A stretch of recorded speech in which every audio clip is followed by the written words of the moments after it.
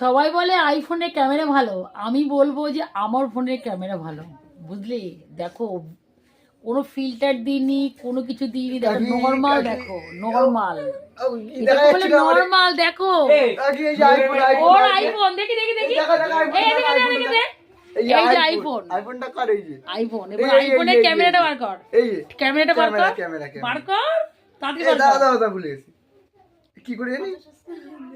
আরে তাড়াতাড়ি বার কর না, আমার টাইম ওভার হয়ে যাচ্ছে তো, আমি শর্ট বানাবো এটা, তাড়াতাড়ি কর।